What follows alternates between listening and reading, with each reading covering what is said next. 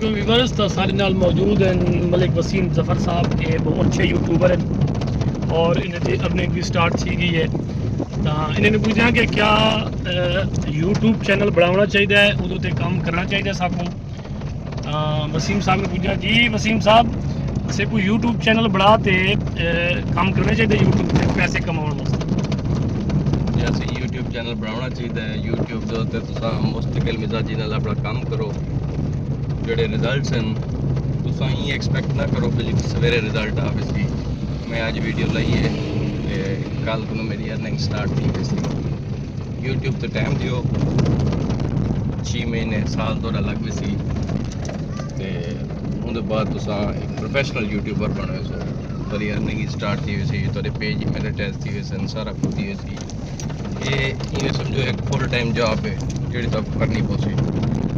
अच्छा वसीम साहब से ये दसे सो कि एक नवे यूट्यूबर की जी अर्निंग है कितने जहाने के बाद जो शुरू थी वैसे अगर वो पूरी लगन नाल मेहनत नाल काम करे वो तो डिपेंड करेंगे ना मोनेटाइजेशन दे कि अगर तुसा मोनेटाइजेशन का क्राइटेरिया फुलफिल कर गए तो तुम्हारी जी वीडियो है नेक्स्ट वीडियो वो अर्निंग स्टार्ट कर रही सी। ते तुहाडे कितने यूट्यूब चैनल हैं जिन्हें अर्निंग जी स्टार्ट है तुसा उन्हें अर्निंग कितने लेकिन 5 यूट्यूब चैनल अलहमदुलिल्लाह 5 दे 5 मोनेटाइज अर्निंग करेंगे पे मैं तो बड़ी हैवी है। जी जी बिल्कुल। हाँ ये व्यूअर्स को एक इजा टिप्स दसो कि यूट्यूब के उत्ते जो उन्होंने सब्सक्राइबर व्यूअर्स से जो कॉमेंट्स हैं वो बहुत तादाद के शुरू थी वेंदी है। या कंटेंट इन्हें दसे सो या कंटेंट ते वीडियो बढ़ावें ताकि उन्होंने चैनल मोनेटाइज थी सके और जो यूट्यूब का क्राइटेरिया है वो मुकम्मल थी सके।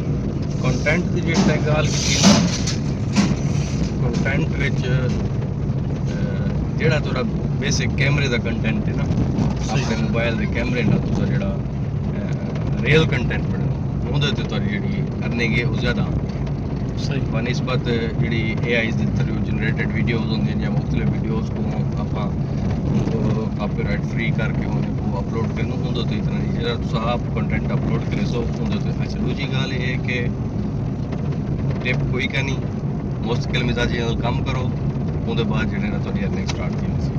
तो व्यूअर्स ये हैं मलिक वसीम जफर साहब सारे यूट्यूबर। तो इन्हें का आखना ही कि तुसा लगन दे नाल मेहनत नाल काम करो। कोई काम भी है तो उहदे वास्ते तुहाकू मुश्किलात का सामना करना पौंदे तो तुसा लगे रह वजो इंशाल्लाह तुहाकू कामयाबी जरूर थी से। तो दोस्तों हुण असां याद चाहसूँ सारे चैनल को सब्सक्राइब करे सो लाइक करे सो ते कमेंट जरूर करे सो।